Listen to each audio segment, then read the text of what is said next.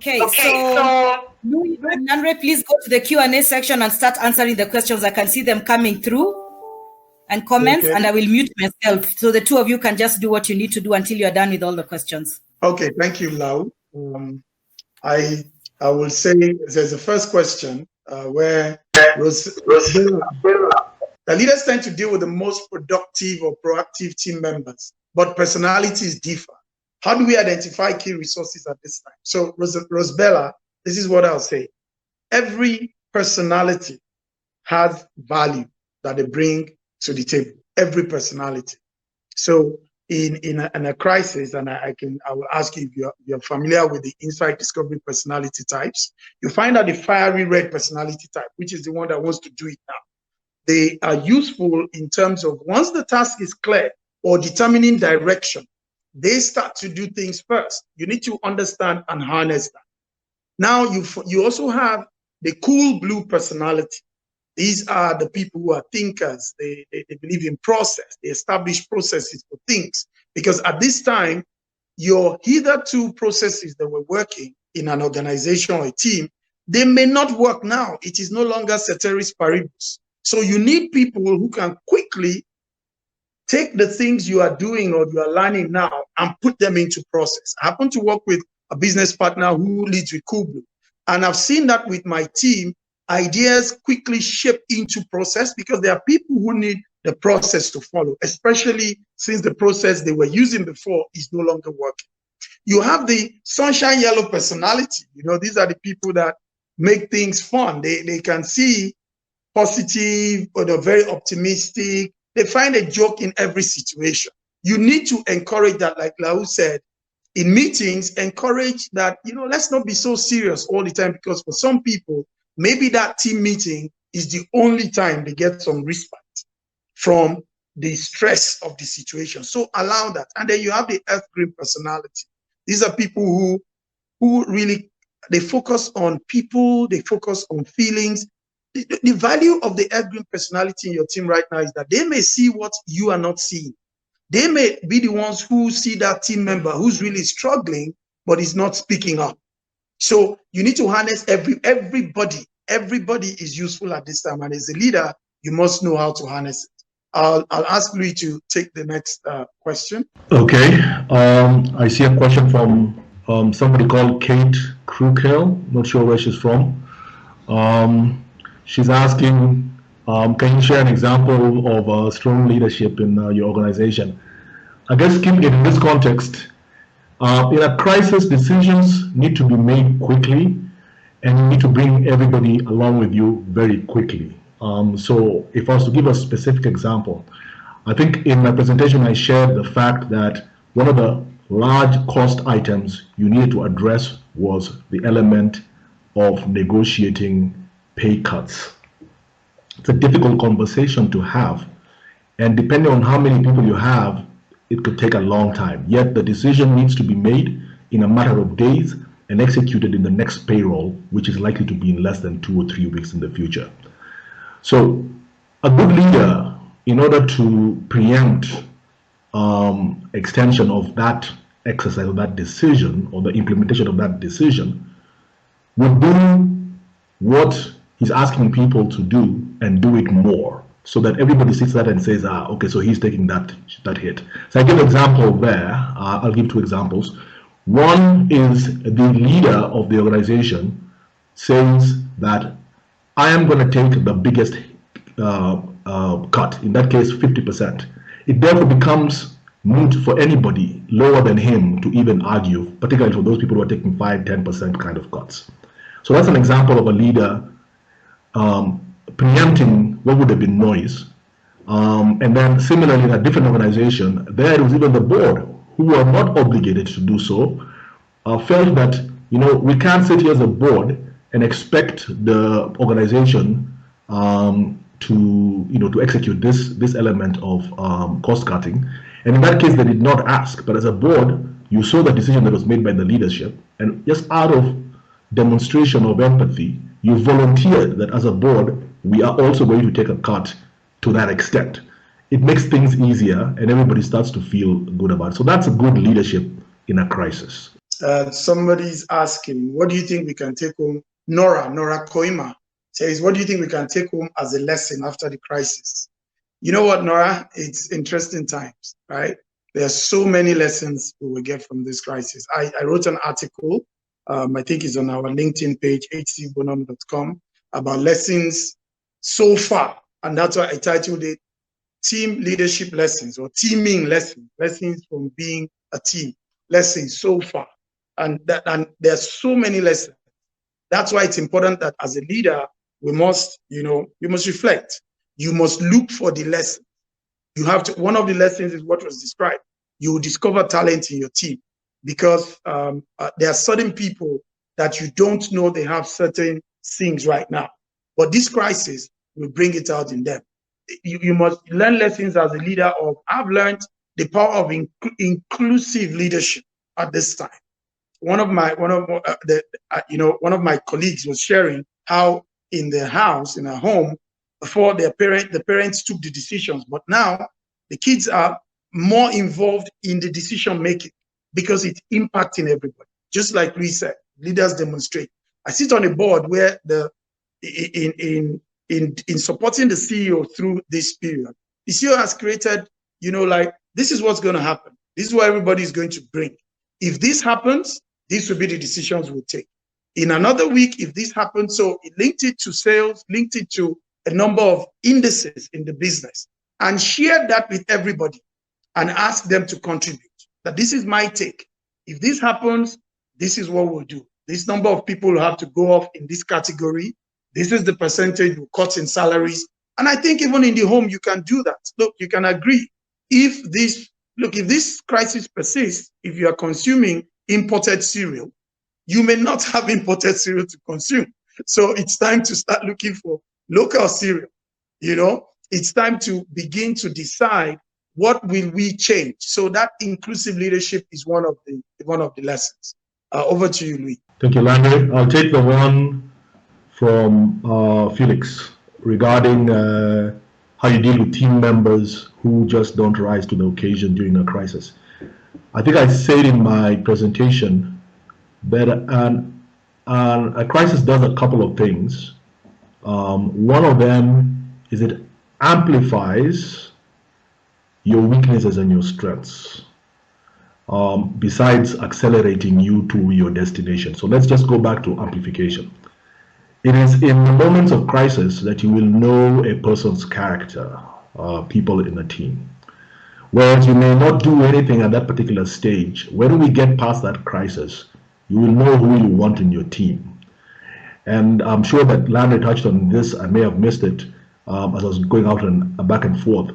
But as an individual, it's a decision you make, right? You under these circumstances, you have to work remotely. Nobody's supervising you, right? One of the things that I'm picking up on lately that's a concern about the new normal is the issue around productivity and the fact that people are working remotely, so we don't have supervisors over their backs. Well, it's going to be very easy to know who take initiative, who the people who don't require the supervision that other people would do it. So when you get to a point where the new normal will require a certain element or certain group of people within the organization to continue working from home, you can already tell who you're going to say you have the luxury of working from home because I trust you. And then you know the people who you're going to say you're going to be right here under my nose because I need to watch you, right?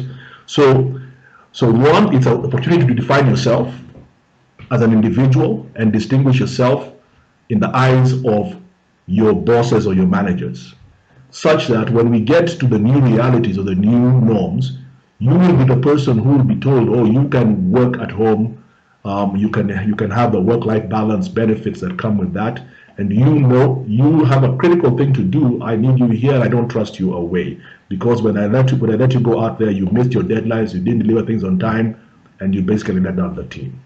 So that's basically how you need to deal with that. Time will come, the tree will be rocked, some leaves will fall off, some will stay. We'll wait for that time. All right, Lee, thank you. So I'll take the question from, let's see, one that has to do with working from home. just to add to what Leah said. It's interesting. This is beyond working from home, right? It is beyond it. But work from home is going to be key. In fact, the world of work as we knew it is not going to happen. I was at a conference in DC, and this was last year, late last year, and we're talking about it, and it seemed like something in the future. What this pandemic has done, the crisis, it's accelerated that. So I have a CEO that one of my coaching clients who has decided that after the lockdown is lifted, he's going to ask his staff and the team leads, they need to justify coming back to the office. So each individual needs to justify why they need to come back into the building. Because he has said one of the areas he thinks that they can save costs is space. They were at the brink of expanding their office space. I can tell you for us in HC Bonham, we were thinking of moving into bigger spaces next year. That ain't gonna happen. It's not gonna happen anymore because we had started to experiment with working from home. And now it is the new norm. So even your clients are not going to demand that you come to their office for meetings, because remember, the end of lockdown is not the end of the pandemic. We're going to have new rules for getting into office buildings. Just like 9/11, which was one crisis in one location, changed the way we engage with aviation. It has changed it forever. This pandemic is going to change the way we go to work. It's going to change the way we do meetings. It's not going to go back to that old normal. So working from home is going to be, like Louis said, a new skill that it's important. And even for you as a leader, somebody asked the question, how do you manage a remote team? I would say, you know what? Same thing. Establish your processes. Be very clear about your processes. It's time to look at your processes again. Ensure the team is focused on priorities and be more focused on outcomes, because now, for most the people working from home, you can't be there to see how they're working. So focus on their deliverables, and that starts now. What is this person producing? KPIs will need to be looked at. It's not about how you show up, it's about what you deliver on.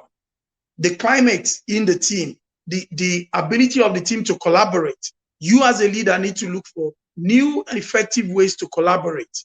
Collaborative tools. I mean, it's no longer an option. Somebody cannot say, I belong to the International Coaching Federation in Nigeria, Nigeria chapter, and we had members who were hitherto saying, you know what, I like to coach in person. I do not like to coach virtually. Pandemic strikes. Everybody now is coaching virtually. It is no longer an option. So that's what I would say. Louis, you want to take the next question? Yes, I'll take Tayo's. How can one lead when it's hard to predict the future? Like I think I said, essentially, a crisis, particularly of this nature, which I said was global, simultaneous, broad in reach, etc., suspends everything. Okay? One of the things it suspends, besides budgets and plans and things like those, it also suspends expectations. To put it differently, it allows for you to make mistakes. Nobody will be unreasonable to sit there and say, wow, that guy made that decision and it led us the wrong way. If you're going to fail fast, this is the time to fail. If you're going to fail, this is the time to fail fast. And the environment needs to be such that you can do that, and this crisis creates that. The worst thing you can do is do nothing, right?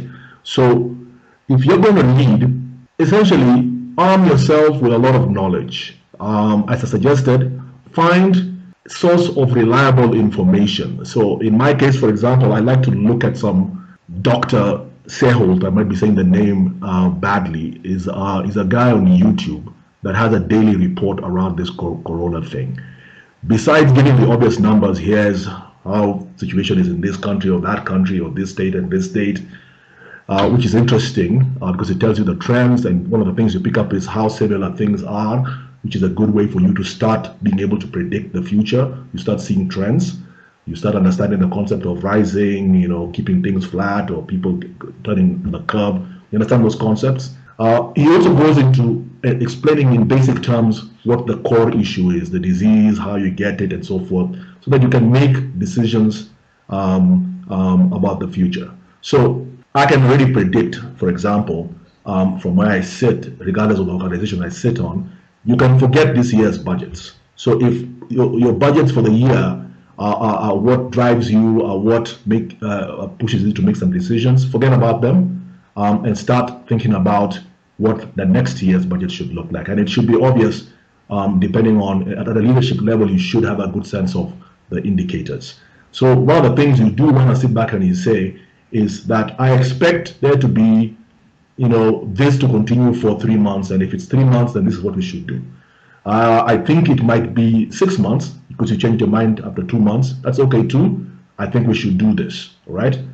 So I gave you examples around letting people go. So the first thing you do with people was to say, everybody take your leave.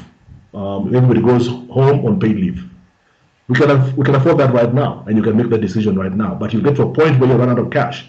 You may have to sit back and say, under those circumstances, I'm still trying to keep everybody together, not letting people go. I'm sending you on paid leave. And so that has implications and so forth. So your job is basically, as a leader, to ask everybody is focused on getting things done today, casting your eye a little further out, 3 months, 6 months, 1 year, and within reason, based on a lot of things you've picked up from here or there, you should be the person giving guys I think that's what's going to happen. It's not certain, but I'll let you know if it's different. So nobody will blame you for taking a position, but as a leader, you must take a position. Thanks, Louis. I'll take your, that was a fantastic answer in terms of, that critical one of letting people go and leave.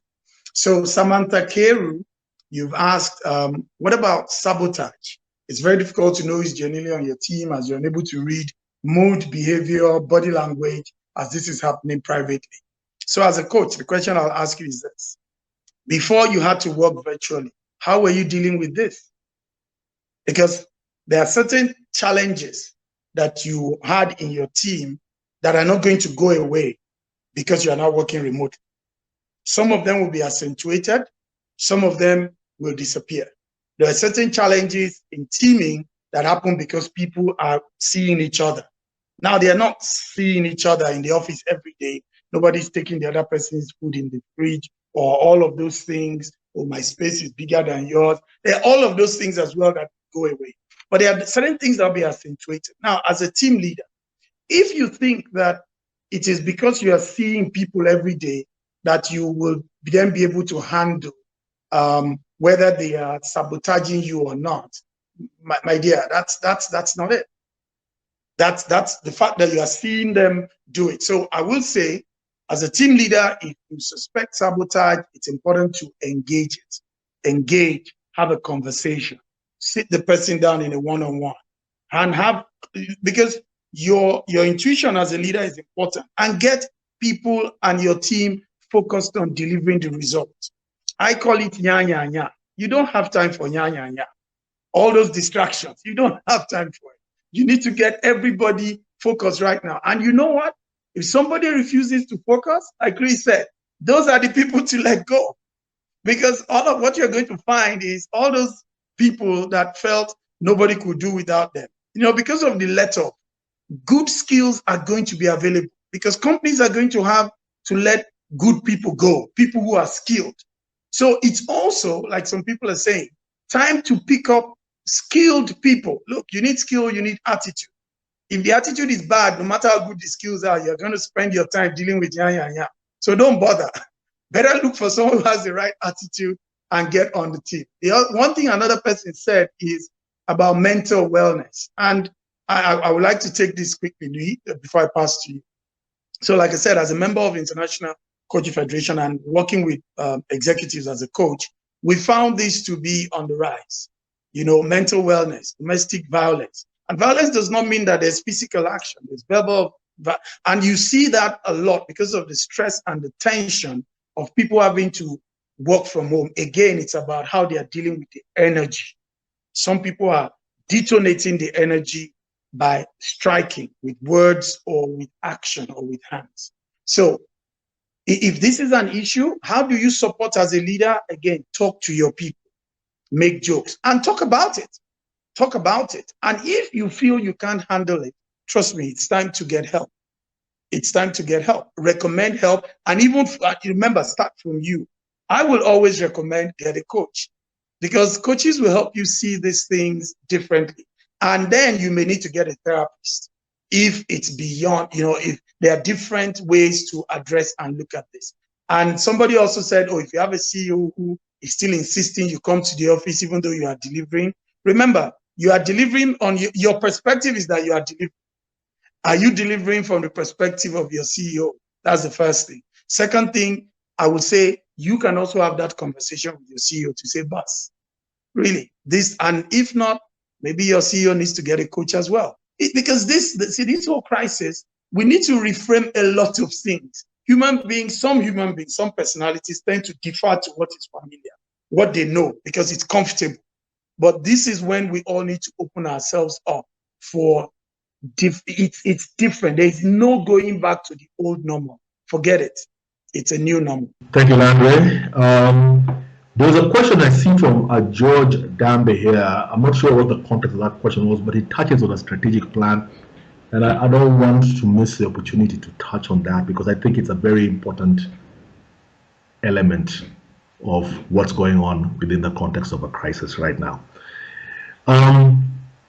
It's not often that you look at your strategy, and typically you look at it at your leisure. A crisis should demand that somebody, typically the leaders, should be looking at that strategy and saying, whoa, this crisis has disrupted everything. Are we still going to survive? Is our strategy still relevant?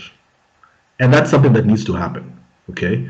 It has consciously happened, and it can't be, and that's a great opportunity for a leader to demonstrate perception, awareness, innovation, and so forth. Sit back and say, hey guys, our strategy is still this. We need to expand it, or we need to shrink it, or that opportunity is no longer there, or we need to take different directions. As importantly is plans. So I can give you an example that I'm familiar with, where an institution that I'm involved in had a development plan. They had been accumulating development funds towards the development plan, and were about to execute, over the next period. So when it comes down to the situation we're in right now, where you don't have any revenue from the top line, you've minimized your cost to the bare minimum, at some point, you will get to a point where you have no other income. So you sit down and say, I can do one of three things. I can deplete my development funds at zero cost, zero interest, because I already have it, or I can go and borrow in an expensive way, or I can go and get additional investors. All of those are expensive. The first thing you're going to end up doing here is obviously taking the cheapest money, which typically is your development plan. So one of the things you are by definition saying is we have suspended our development plans. If they were supposed to start next year, they are going to start 5 years from now. And if they had a certain amount of money in there, you can assume that that amount is zero in the next few months. And so one of the things you need to come up with is, how am I going to raise those development plans going forward? So the development plan is quite obvious, or another short-term kind of plan. The other plan I'm talking about, I refer to as a budget plan. You can rip that apart. Those are things that go away, and your budget plan for next year is not going to be based on the traditional way of building a budget by saying, I'm increasing my budget lines by this 2% growth, blah, blah, blah. Forget it. It's gone. You're going to have to look at the new situation and say, that budget might even be smaller than the one that was there 5 years ago, because things have changed, okay? So this is the time to review. Somebody needs to take some time. There needs to be some time dedicated, sooner than later, reviewing your strategic plans and whether you're still on track. Otherwise, you're the guys who are going to fall off at the end of the crisis.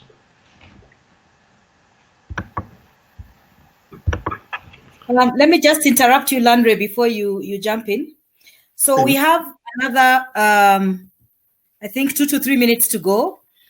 If all are in agreement, we can just go through the questions that are left. We still have quite a number of questions in the Q&A panel.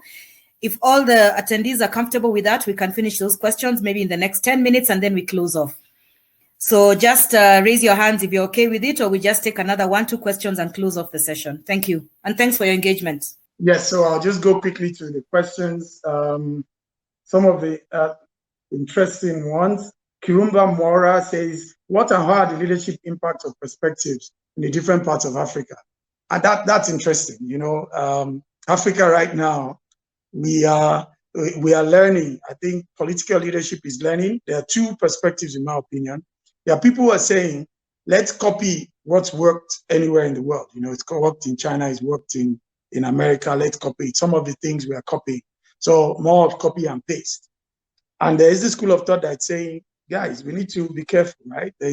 We need to look for African solutions at this time, because we may be the ones to come up with, and I'm saying from a medical or medicinal perspective, we may come up with traditional medicine that will help this in the world. And there are different claims all over the place. I don't know for a fact.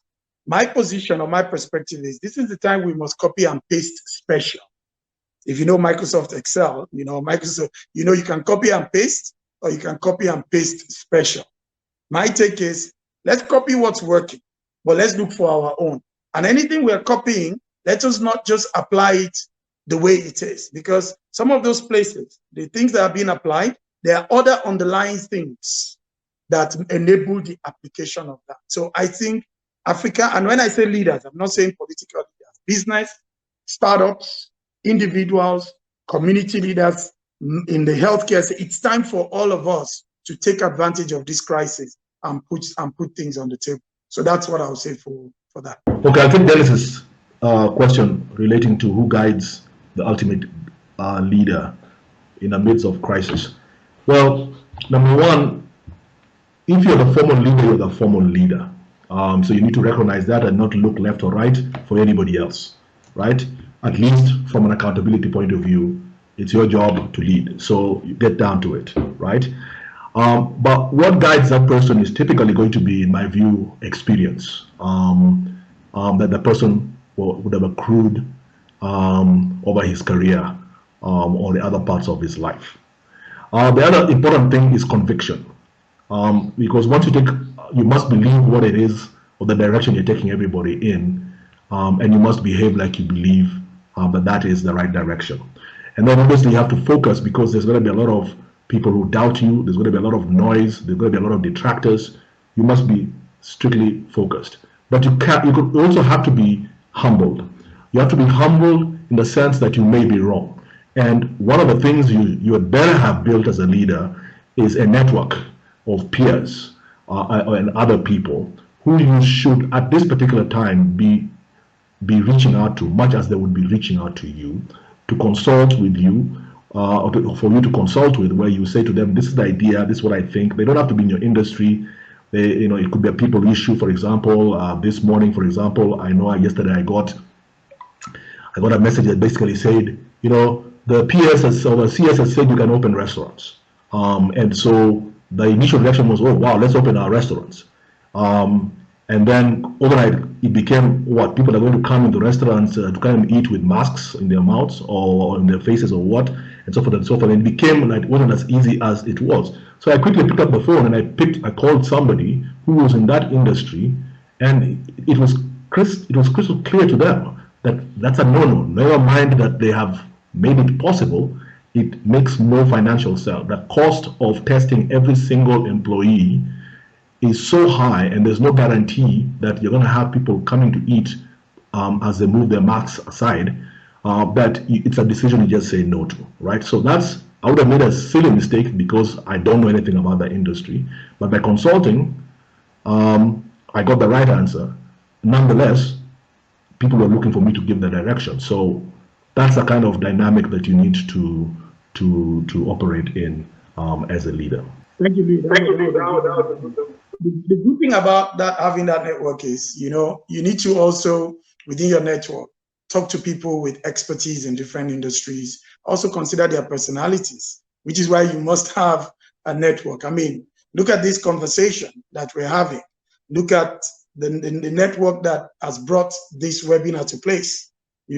So I'll just go to somebody. Anne has asked, how do you balance work and life at this moment? We have employees who have kids at home with homework, and they also have, what is it again? So work-life balance. How do you deal with work-life balance in this? You know what? Work-life balance means different things for different people. So I'll say, just go through the steps. First, harness the energy, check in with yourself. What is balance for you? That's the thing. People, of course, homeschooling is going on. I was with a coaching customer of mine today, leader, executive in an organization, woman. And she said, look, it come to, after like a week, she and the husband had to agree on who will school the kids during a particular conference call for her and for him. You have to look to different things. This is the time that nothing is cast. Flexibility is key.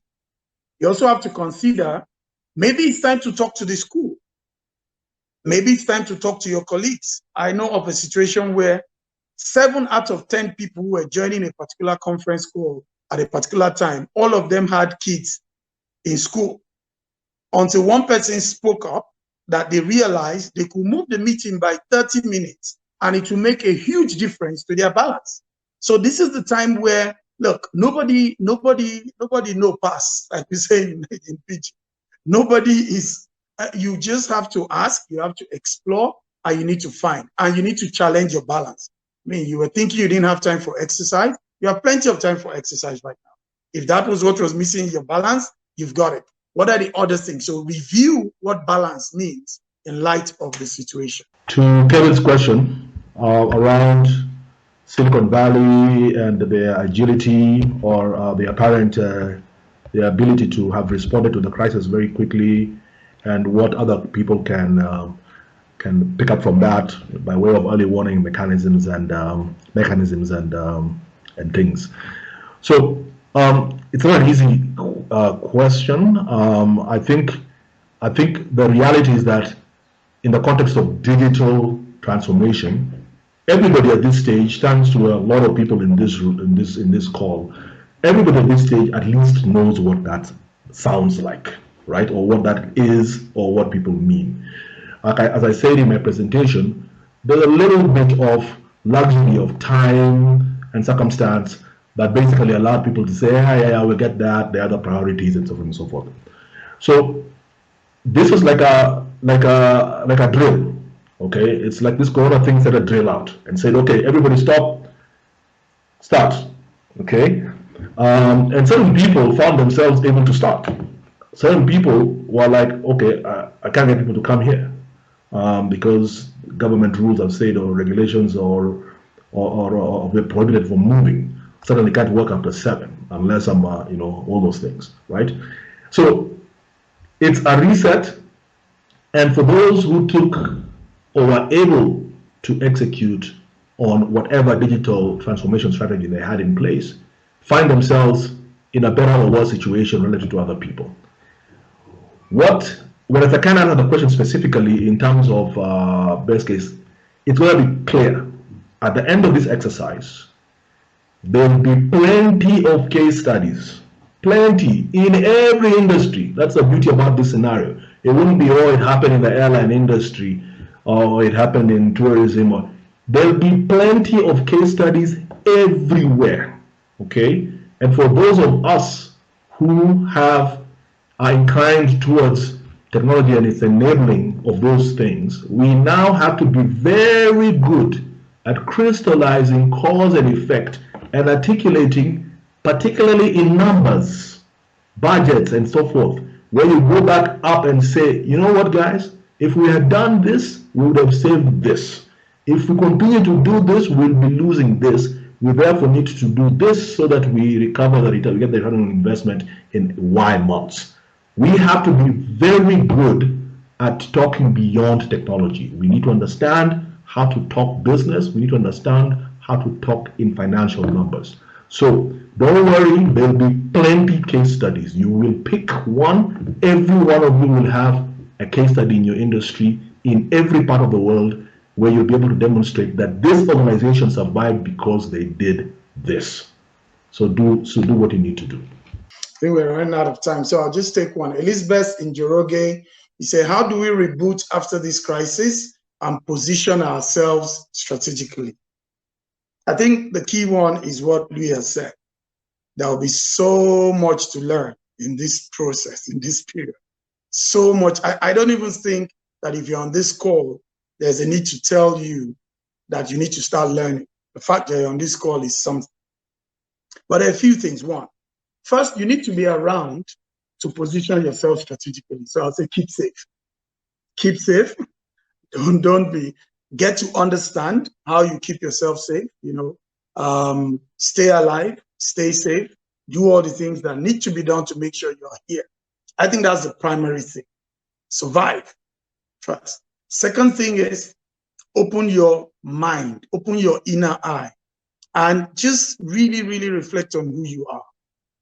The more you understand who you are, because that's what you have to position, the more you understand who you are, the better you are able to position that which you have. What do you have? Who are you? Is going to be key. I'll say the third thing is this. It is time to start to leverage all the resources available to you. Technology is just one of the resources. Relationships, conversations. One of the things I've been doing is every day I look through my network and I speak to somebody who I've not spoken to in a long time, just trying to get a different perspective. I also look for people who I know are generally positive. I speak to positive people I look to people who are realistic.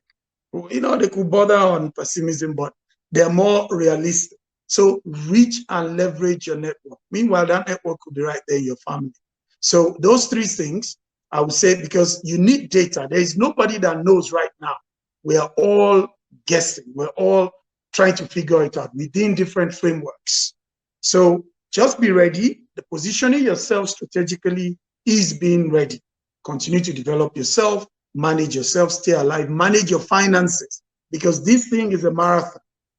I'm happy that I'm speaking to my East African brothers, so you guys understand marathons. This whole thing is not a sprint. End of a lockdown is not the end of the pandemic.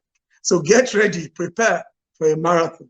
That's how you position yourself strategically, and then things will show up, and then you step into them when the time is right. Thank you very much to our two speakers today. I think you have lit some fire somewhere, created a lot of excitement in our webinar today. Normally, we focus a lot on technology, but today we've decided to focus on the individuals because we do realize behind every organization, obviously, there are individuals involved struggling with all sorts of things. So on behalf of CIO East Africa, I'd like to say thank you to you guys for preparing. Thank you for the knowledge you have shared. And we do hope that you'll continue engaging with us. From an audience perspective, thank you so much to the attendees that have made it today. And thank you for hanging out with us a bit longer. We know we've extended the time, but all this is about content and interesting conversations. You just can't stop like that. We look forward to seeing you at our next session, which is on Thursday this week. We're going to be talking around artificial intelligence. So come ready with your techie hats on. We will share the recording. As I said, the presentation, Landry's presentation is in the handout section. You can download it if you need it. If you have any more pressing questions, because I can see there's still a lot of questions in the window, just let us know. We will reach out to the speakers and they will come back to you directly. Have a good evening. Take care of yourselves. Stay safe, and we will see you on Thursday. And please register for the next session. Bye-bye.